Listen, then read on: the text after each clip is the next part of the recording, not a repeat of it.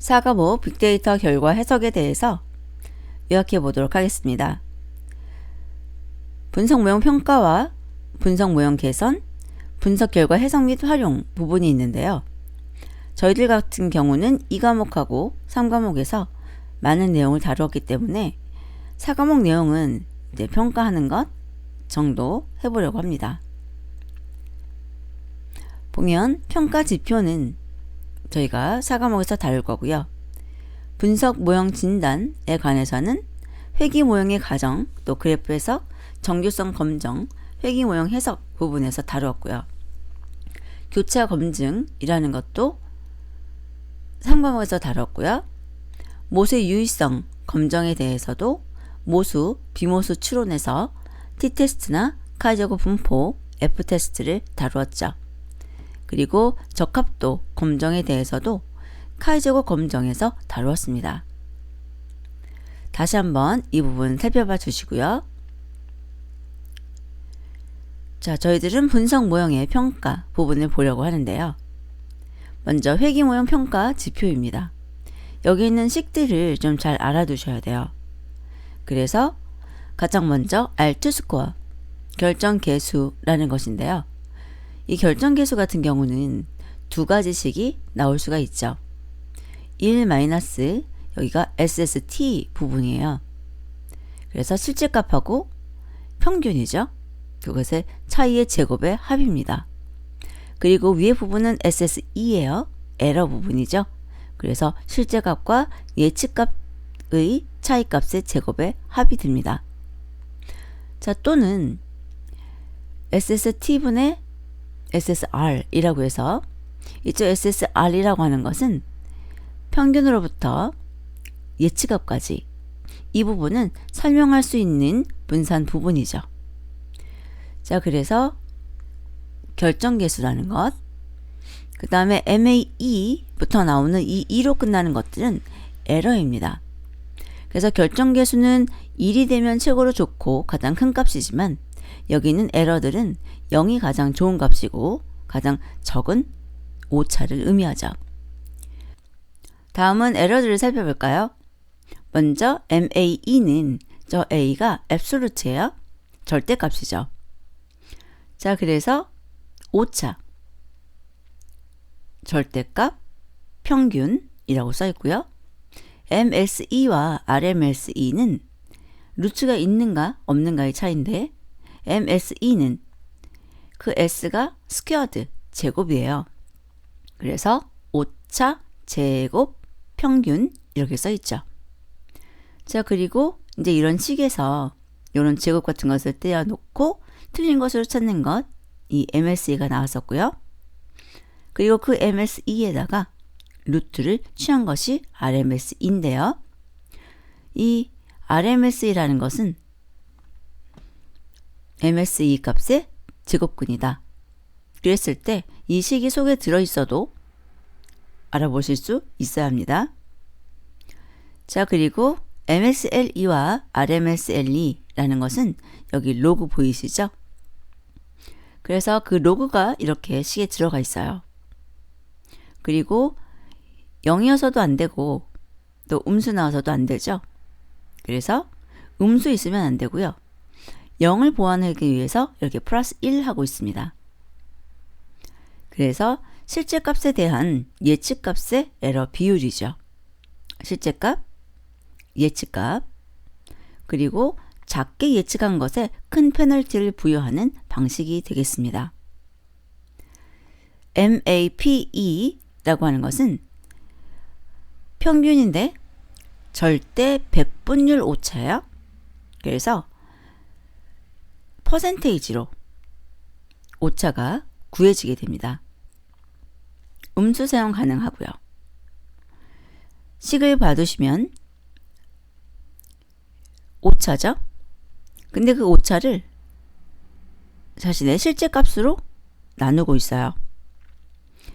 자, 그래서 이 부분에서는 뒤쪽에서 다시 한번 설명을 드릴 텐데 단위 스케일이 돼요. 그래서 백분율을 구할 수가 있는 거죠. 자, 보시면 실제 값이 1인데 예측값이 0.7이에요. 약 30% 에러라고 볼 수가 있죠. 그리고 실제 값이 2인데 예측값이 2.5예요. 그거는 한 25% 정도잖아요. 여기 보시면 0.5를 구했죠. 오차를. 그리고 실제 값으로 나누어서 스케일이 된 겁니다. 그리고 4하고 3.6은 0.4 차이잖아요. 그런데 그것을 4로 나누어서 0.1. 그리고 마지막에 있는 것은 25% 정도. 그러니까 8 빼기 10해서 2 나오고 그것을 8로 나누면 25%가 되죠. 0.25. 자, 그래서 이제 그것에 대해서 다 더하고 4로 나누면 22.5% 하고 나오게 됩니다. 구하는 것 꼭 한번 해보시고요. 자, 결정계수에 대해서는 저희 앞에서 이야기를 했었죠. 다시 한번 씩 확인해 두시고요. 그림으로도 한번 더 확인해 보시기 바랍니다. 이런 식으로 수식으로 맞는 것 또는 틀리는 것 찾는 문제가 나올 수도 있고요. 지금처럼 실제로 구할 수 있는지 물어볼 수도 있어요. 그래서 여기 있는 가하고 나가 무엇인지 확실히 아셔야죠. 나라는 게 여기 residuals라고 나와 있잖아요. 그러니까 얘가 SSE가 되는 거고 얘가 SSR이 되는 것입니다. 자, 그래서 여기서 1번 결정계수에 대한 식이 틀려서 답이 되는 문제, 이런 식으로 나왔습니다. 자, 그 다음에 분류 모형에 대한 오분류표 활용 평가지표, 굉장히 중요하죠. 문제가 많이 나오고 있어요. 여기 있는 식들 충분히 알아두셔야 돼요. 자, 우선은 예측이냐 실제냐 여기 잘 알아두셔야 되는데, 대부분은 이렇게 예측이라는 것이 열 쪽, 그 다음에 실제라는 것이 행 쪽에 써 있는 것이 대부분일 거예요. 자, 그런데 이런 식으로 해서 실제 그리고 예측 나올 수가 있다는 거죠. 자, 그리고 false하고 true도 바뀌어서 나올 수가 있어요. false true 또는 이렇게 true false. 그래서 이 표 자체를 그냥 외우시는 게 아니라 이런 예측, true false 이런 것을 이해하면서 암기가 필요하다는 거죠.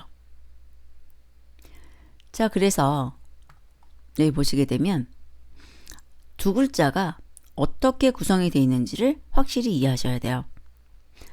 TF, 이게 첫 글자에서 나오는 게 T하고 F거든요.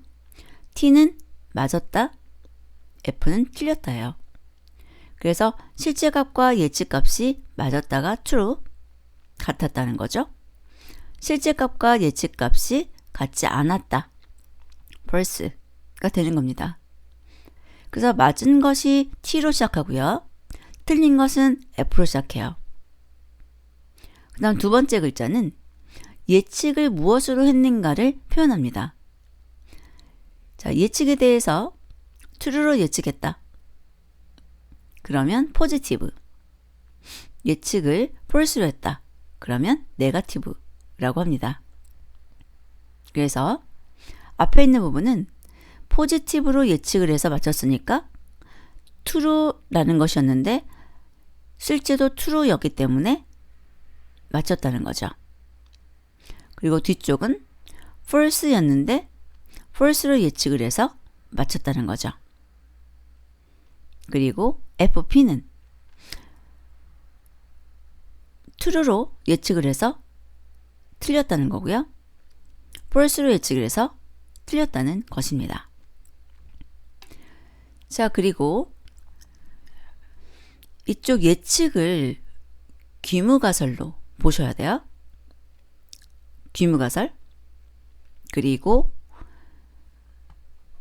실제 라는 것은 판정으로 보셔야 됩니다. 판정. 그래서 저희가 1종 에러하고 2종 에러가 있잖아요. 그랬을 때 예측이 이쪽 예측이 기무가설이라고 했으니까 예측이 참이었는데 그것을 기각해서 발생한 에러의 비율. 자, 그러면 예측이 참이었는데 그것을 기각해서 발생한 오류라는 것이 이쪽이에요. FP. 그리고 이종 오류는 기무가설이 거짓이었는데 채택을 해서 발생한 에러의 비율, 에러의 확률이죠.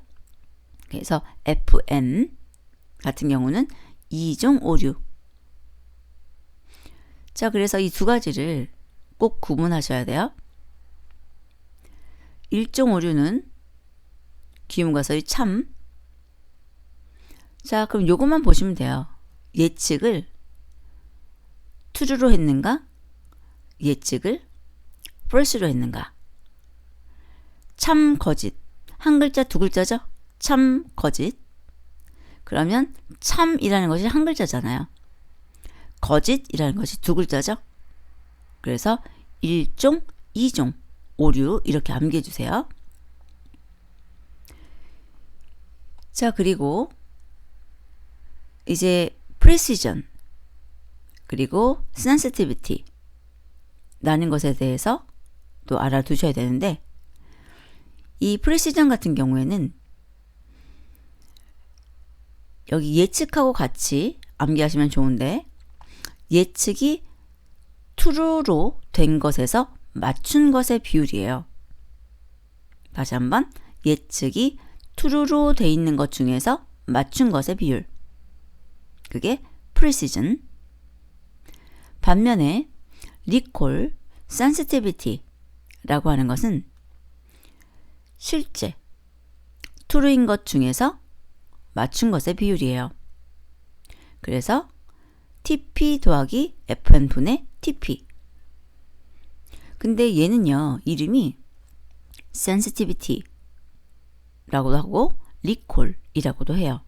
민감도, 재현율. 또 TP rate라는 말도 씁니다. 그래서 이 세 가지 이름을 같이 알고 계셔야 돼요. 자, 그래서 가장 중요한 두 가지가 저는 precision과 sensitivity 또는 recall이라고 불리는 애를 구분하는 거고요. 또 그것에 대해서 F1 스코어라고 해가지고 E 곱하기 precision 곱하기 recall 나누기 precision과 recall의 합이라는 것도 암기해 두시기 바랍니다. 이것이 precision과 recall의 조합평균이고요. 자, 그 다음에는 여기 나오는 accuracy, error rate가 있어요. 얘는 상반되는 건데 accuracy는 전체 중에서 맞춘 것의 비율이고요. error rate는 전체 중에서 틀린 것에 대한 비율입니다. 자, 그리고 나면은 여기 specificity, 특이도라고 하죠. 얘는 왜 특이도일까요? 우리들이 대부분 맞춘 것을 궁금해 하기는 하는데, 어떤 맞춘 것을 궁금해 하냐면 true에 관해서 맞춘 것, true에 관해서 맞춘 것에 관심이 많죠. 자, 그런데 여기는 틀린 것에 대해서 맞춘 것을 관심 대상으로 두고 있어요. 그래서 특이도는 TN 더하기 FP, 즉 실제 false인 것 중에서 맞춘 겁니다. 실제 false인 것 중에서 맞춘 것. 보통은 예측이든 실제든 true 중에서 맞춘 것을 원하는데, specificity는 실제 false인 것 중에서 맞춘 거예요. 자, 그리고 FP rate는 실제 false인 것 중에서 틀린 것. 그래서 FP 레이트는 TN 더하기 FP 해서 FP의 비율을 원하는 것을 알 수 있습니다. 그리고 지금 두 개가 반대 역할을 하니까 2일- specificity라고도 하죠. 자, 그래서 이쪽에 나오는 실제 값들이 FP와 TN일 때 TN의 B가 specificity, FP의 비율이 FP rate, 이 두 가지도 같이 기억해 두시면 되겠습니다. 그래서 이 한 장에 있는 내용은 모두 다 기억해 두셔야 돼요. 여러 번 반복해 두세요. 자, 그래서 정밀도, 재현율 민감도, F1 스코어. 자, F1 스코어 같은 경우는 불균형한 데이터 평가에 사용이 된다. 자, 그리고 여기 accuracy는 불균형한 레이블과 분포의 데이터에서 모델의 성능이 실제로 좋지 못하더라도 정확도가 높을 수 있다. 이런 것들 보아두시고요. F2 스코어라고 하는데 F 뒤에 숫자가 재현율에 부여하는 가중치를 주는 방식이다. 그래서 재현율의 정밀도의 2배만큼의 가중치를 부여하는 것이 F2 스코어다. 같이 봐두세요. 자, 그리고 accuracy하고 error rate 나왔고요. 특이도하고 FP rate 나와 있죠. 그래서 실질적으로 식도 알아두셔야 되지만 구하는 것도 할 수 있어야 된다는 거. 자, 그리고 분류 모형에서는 ROC 커브라는 것도 굉장히 중요하죠. X축으로 false positive rate라고 써있고, 그 다음에 Y축으로 true positive rate라고 써있죠. 그래서 이 X축은 FP rate예요. 그 다음에 Y축은 재현율, sensitivity라고 된 게 또 TP rate라고 불린다고 그랬잖아요. 그래서 X축은 FP rate 또는 1-specificity, Y축은 민감도, sensitivity 또는 recall이라고 해주시면 되죠.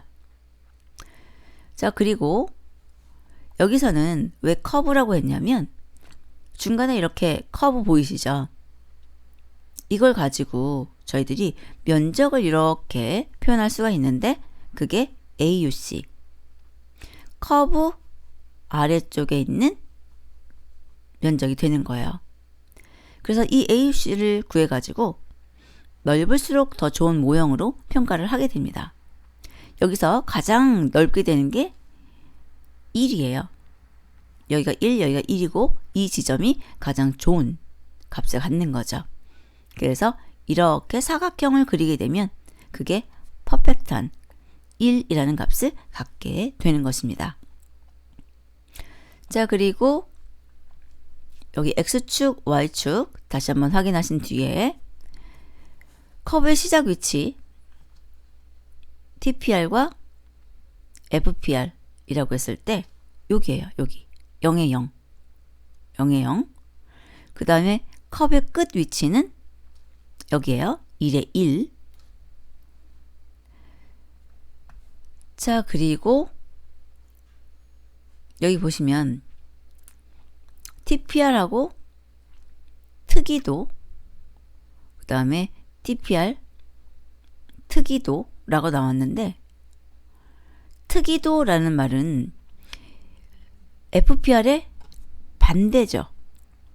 기억나세요? 기억하셔야 돼요. 왜냐면 이것도 문제 나왔었어요.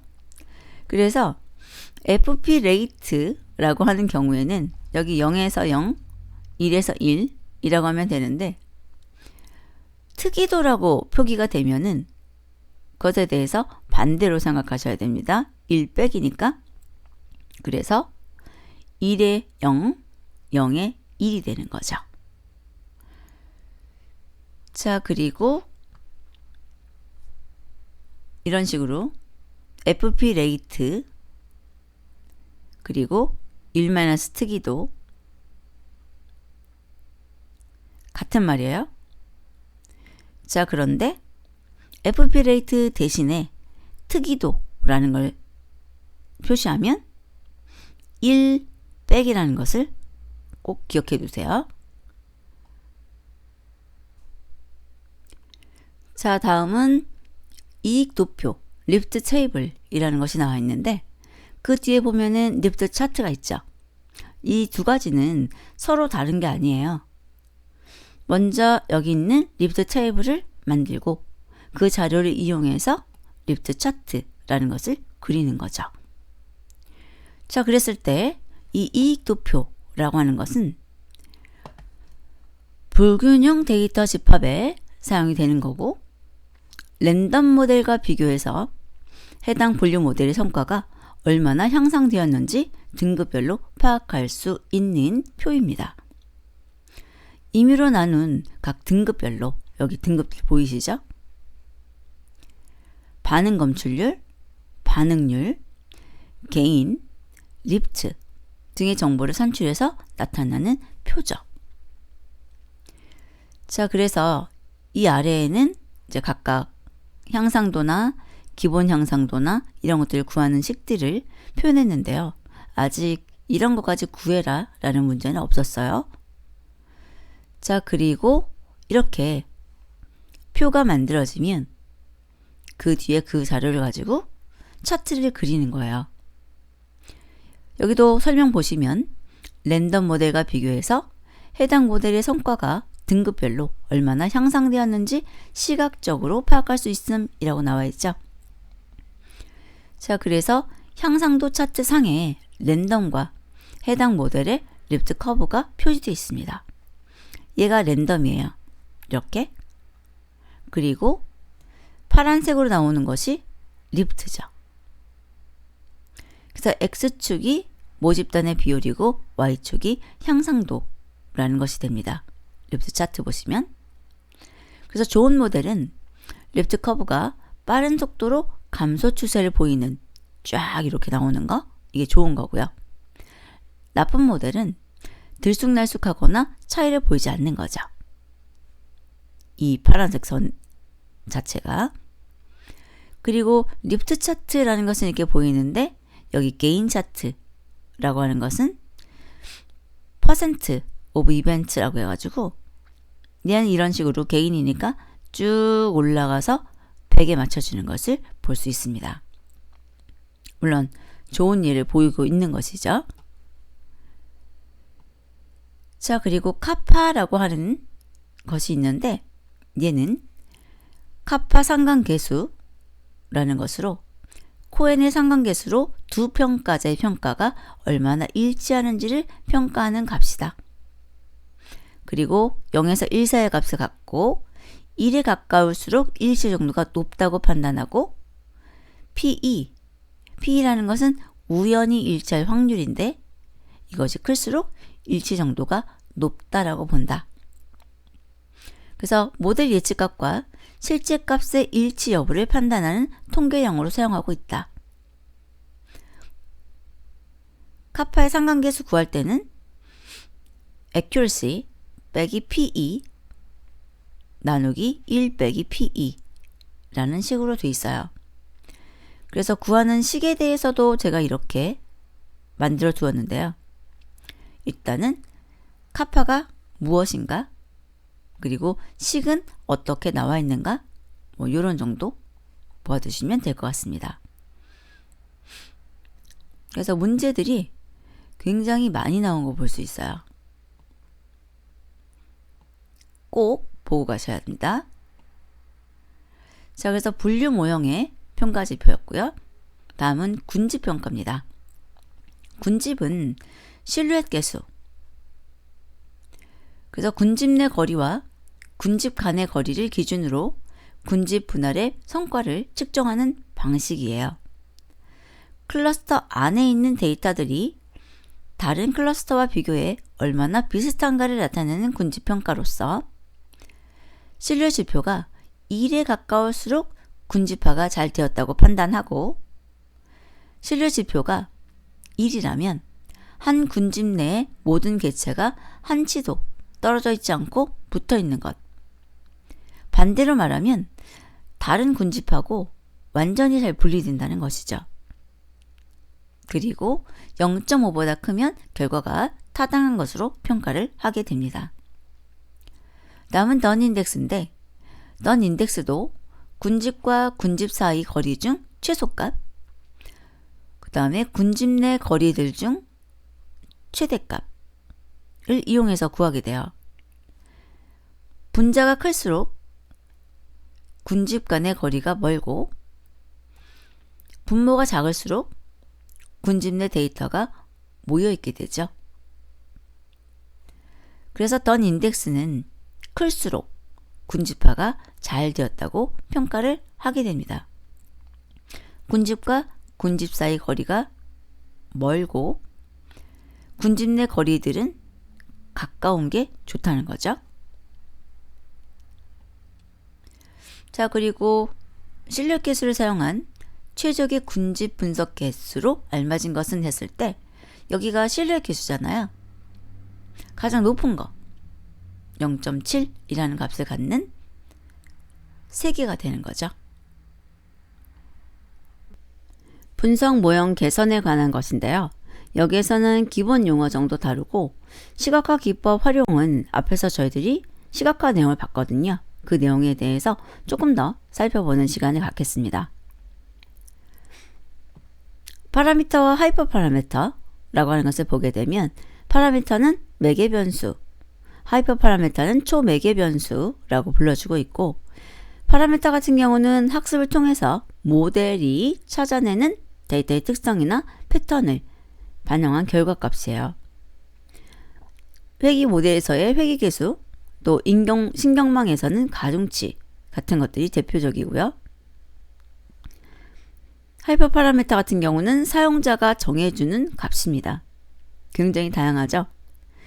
자, 그래서 모델 성능을 개선하기 위해서 사용하는 것으로 파라미터 값에 영향을 주게 됩니다. 최적의 하이퍼 파라미터를 찾는 방법으로는 그리드 서치나 랜덤 서치, 베이지안 최적화 등의 튜닝 방법을 사용하게 되고요.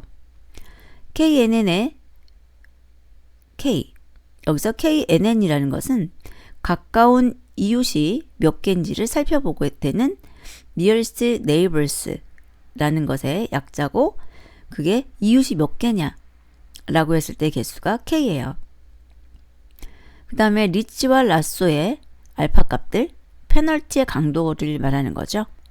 그 다음에 인공신경망에서의 학습률이나 배치의 크기, 히든 유닛, 히든 레이어의 수 같은 것이 대표적인 하이퍼 파라미터가 되겠습니다.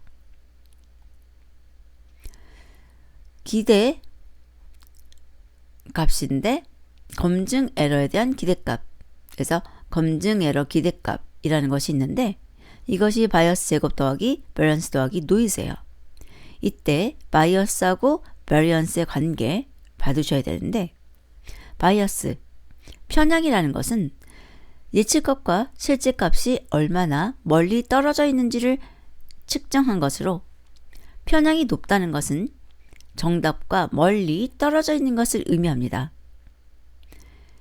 그리고 작은 값, 이것이 정답에 가까운 것을 의미하게 돼요. 로우하고 하이라고 했을 때, 자, 그럼 그림에서 보시게 되면 여기 바이어스가 작다, 바이어스가 크다죠. 로우, 하이. 그러면 바이어스가 작다는 것은 빨간색을 정답이라고 했을 때 그 정답에 가까이 있는 것, 하이 바이어스는 정답에서 멀리 떨어져 있는 것을 볼 수가 있고요. 분산이라는 것은 예측값들끼리의 차이입니다.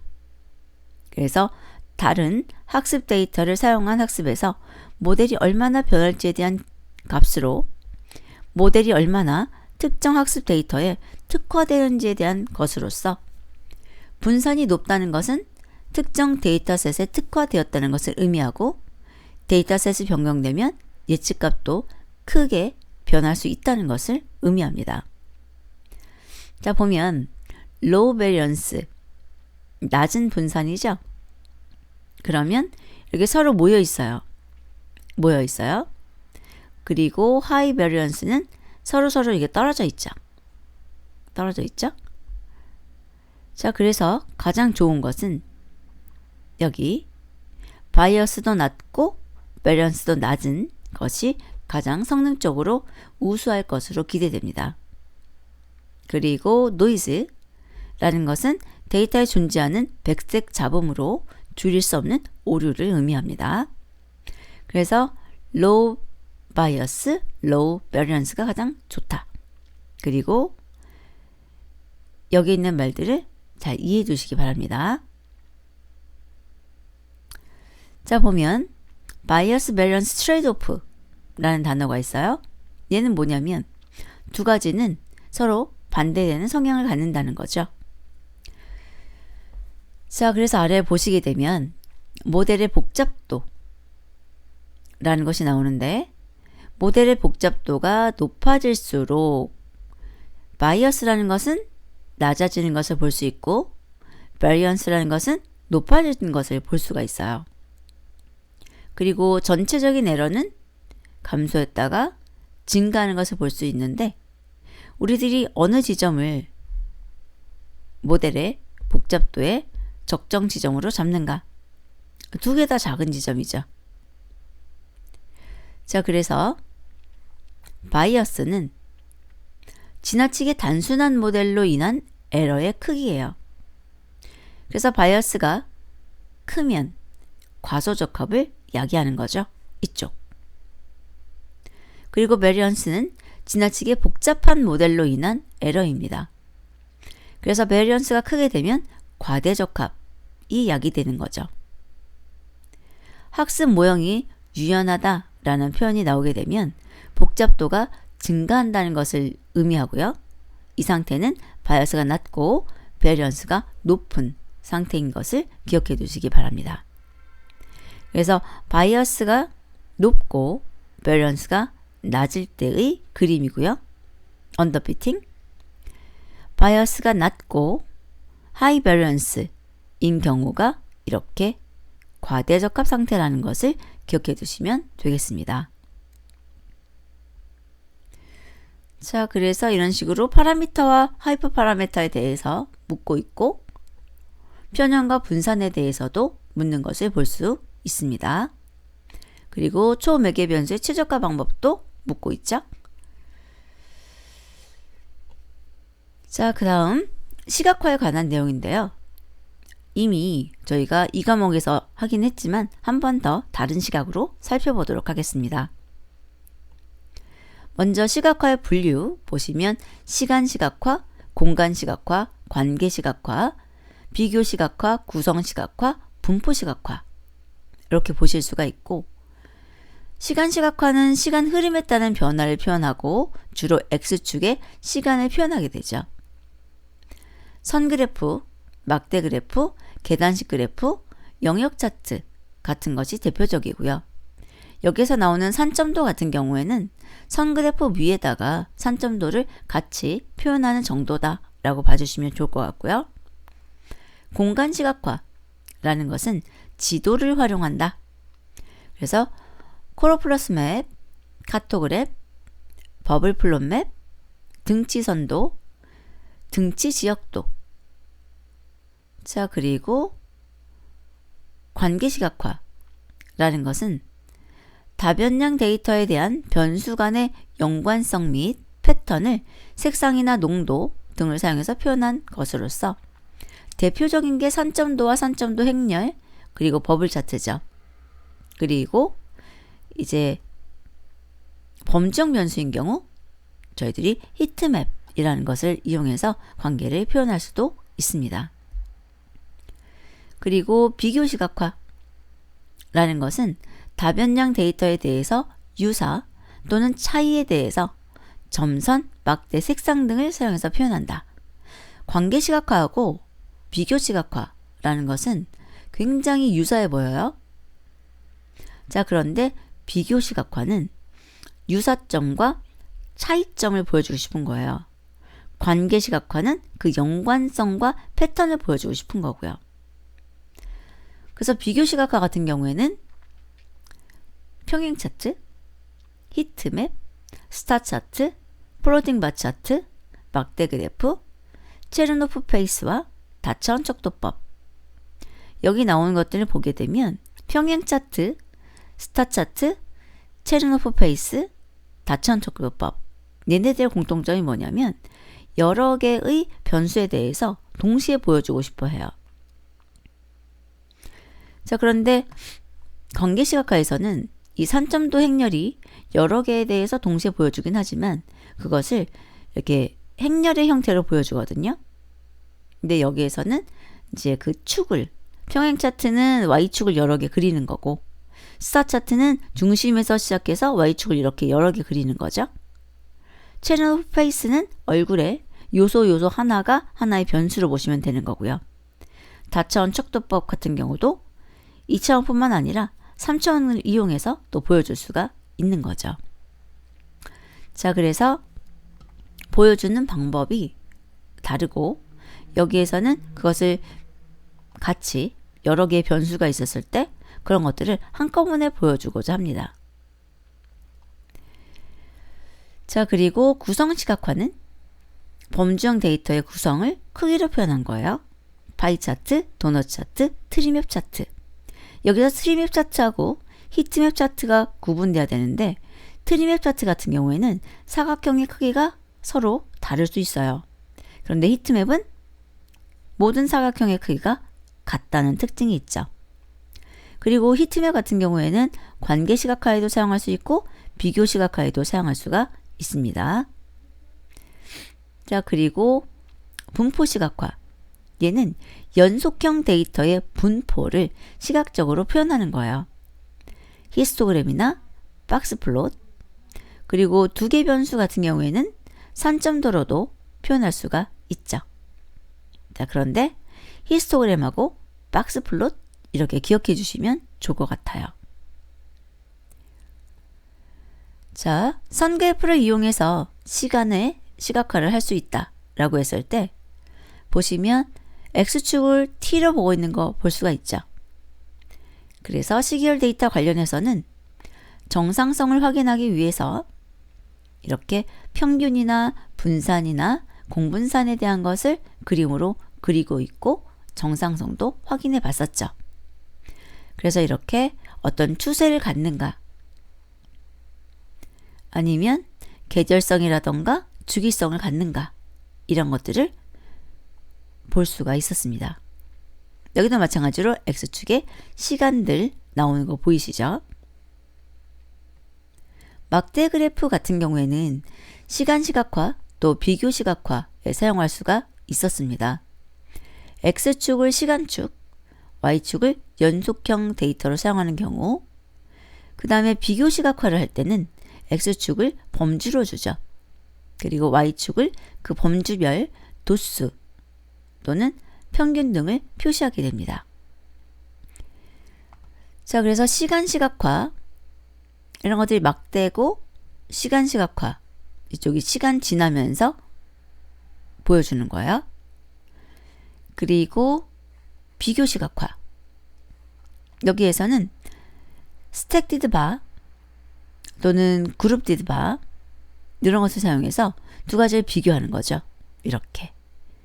그리고 여기에 있는 이 그룹별로 그래서 그룹별로 남자와 여자 범주에 대해서 함께 그룹별 비교도 되고 성별별 비교도 되는 거죠. 또는 이렇게 옆으로 그룹으로 나타낼 수도 있고요. 이런 식으로 호리존털 방향으로 표시할 수도 있습니다. X축과 Y축을 바꿔서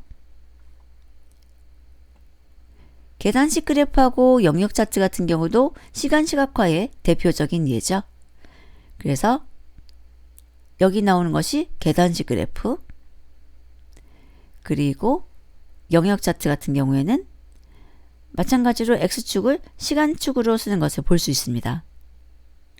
그래서 계단식 그래프 같은 경우에는 변화가 생길 때까지 X축과 평행한 선을 유지한다는 게 특징이죠. 이렇게. 그리고 영역 차트 같은 경우에는 시간에 따른 변화 규모를 강조하는 건데 전체에 대한 부분의 관계를 표시하기 위해서 누적 영역형 차트로 사용을 하고 있습니다. 이런 식으로 늘어났다 줄어드는 모습들을 보여주고 있네요. 공간 시각화 지도를 사용한다 그랬죠. 그래서 등치 지역도 이게 바로 코로플래트 맵, 그 다음에 카토그램 크기를 왜곡시킬 수 있다. 기억나시죠? 그 다음에 버블 플롯 맵, 그 다음에 도트 맵이라는 것이 있는데 이거는 점으로 나타내는 거고요. 등치 선도라는 것이 이렇게 나오게 됩니다. 그래서 코로플러스 맵하고 등치 지역도하고 같은 말이고요. 다음은 산점도인데요. 시간 시각화에서도 사용이 되고 주로 관계 시각화에서 사용이 되고 있죠.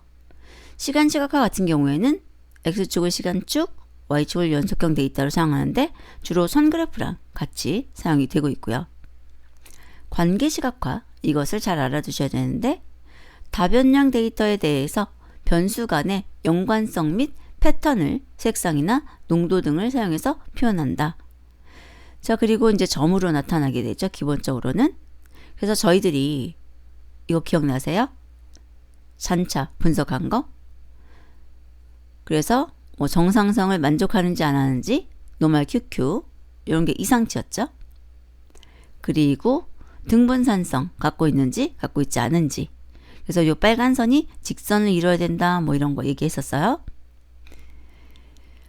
그리고 여기 보면 Residuals and Fitted 이 두 가지 기억해 두세요 라고 했었죠. 얘는 선형성과 등분산성을 보는 것인데 이렇게 U자 모형으로 나온 녀석은 선형성도 등분산성도 만족하지 않았어요. 선형성은 이 빨간색 선이 일자를 그려야 되는데 그리고 있지 않고요. 여기 0에 이렇게 그려져야 돼요. 그 다음에 등분산성을 만족하려면 이렇게 점들이 고르게 퍼져 있어야 되는데 퍼져 있지 않죠. 자, 그리고 Residuals and Fitted인데 이번에는 빨간색 선은 0에 맞춰져 있어요. 선형성은 만족하지만 등분산성을 만족하지 않습니다. 그리고 여기서는 이렇게 크기를 좀 크게 하거나 작게 하거나 또는 범주에 따라서 색상을 다르게 한 것을 볼 수 있습니다. 자, 그리고 여기서도 모양을 동그라미가 아니라 다른 모양을 사용한 거고 양의 상관관계를 갖는다는 것을 볼 수가 있죠. 그래서 다양하게 표현을 할 수가 있고요. 또 산점도 가지고 관계시각화 한 건데 얘는 산점도 행렬이죠. 그래서 변수를 여러 개 같이 보는 건데 왼쪽하고 오른쪽은 같은 거예요. 데이터 자체는. 그런데 여기는 범주별로 나누지 않은 거고 여기는 범주별로 나눠서 보는 거죠. 그래서 이렇게 범주별로 나눠서 관계를 보다 명확하게 해석할 수 있게 할 수 있습니다. 여기는 이상하잖아요. 그죠? 히스토그램이. 그 이유가 보이죠? 아, 범주가 서로 다른 거구나. 그러니까 세 개가 합쳐져 있는 거예요. 그러니까 모양이 이렇게 이상해 보이죠. 하지만 이렇게 색깔을 나눠 놓고 보면 이해가 되는 상황이 되겠습니다. 산점도 행렬. 그 다음에 분포 시각화. 두 범주형 변수에 대해서 분포를 확인할 수 있다. 자, 그래서 여기 같은 경우는 연도, 여기는 월에 대해서 나와 있고요. 큰 숫자가 흐린 색으로 보이게 되니까 지금 이게 비행기 탑승객에 관한 것인데 시간이 지날수록 탑승객이 많아지고 특히나 여기 7월, 8월에 탑승객이 많다는 것을 볼 수가 있죠. 어떻게 분포하는지 확인할 수가 있어요. 자, 그리고 분포 시각화에서 박스 플롯은 해석할 수 있으셔야 되죠. 굉장히 중요한 부분이라고 강조드렸습니다.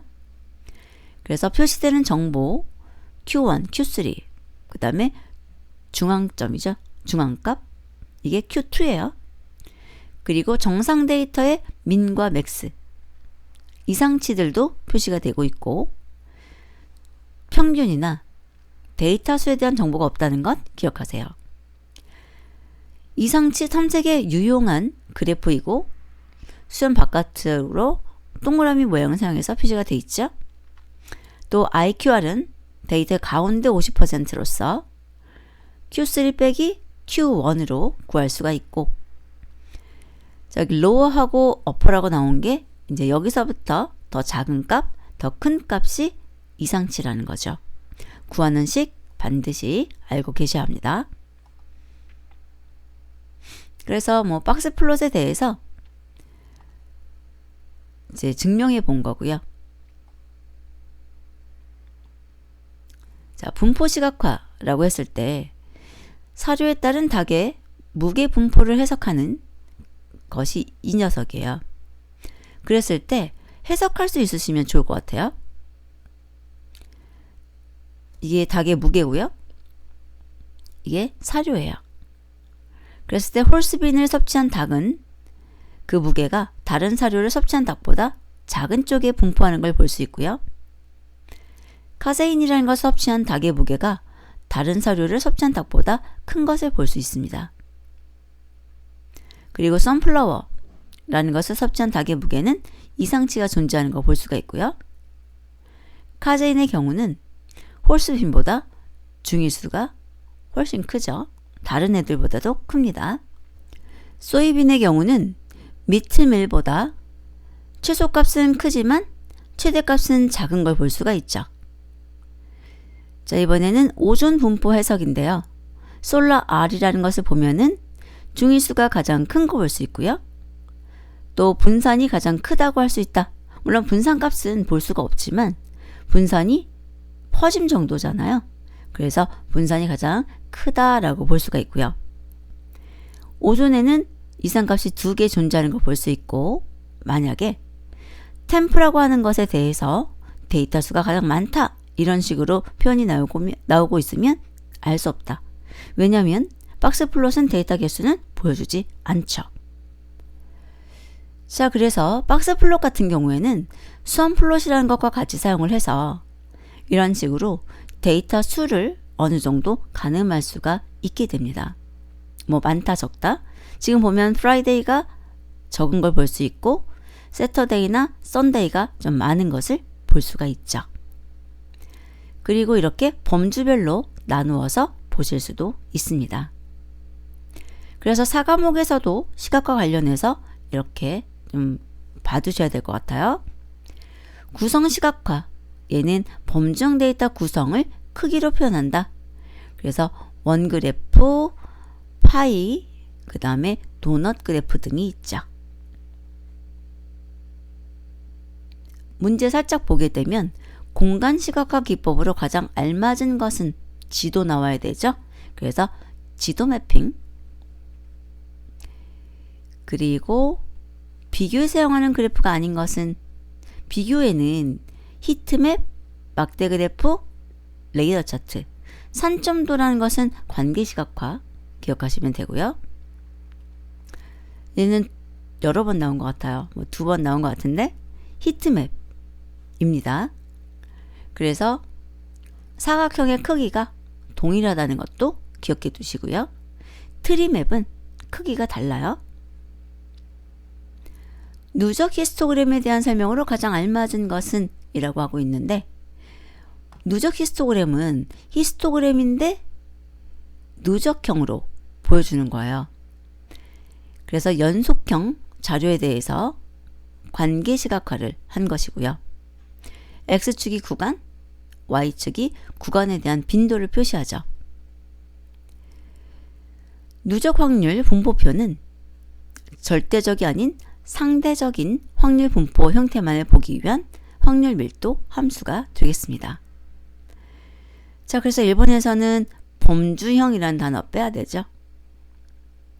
그리고 2번에서는 평균이 아니라 빈도, 그 다음에 계급수를 잘 정해야 정확한 분포 파악이 가능하겠죠.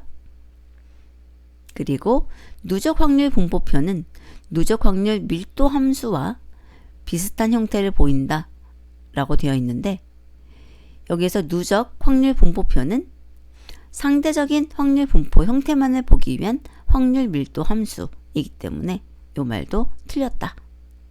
그래서 답은 3번이 되겠습니다. 자, 이렇게 해서 시각화까지 살펴보았습니다.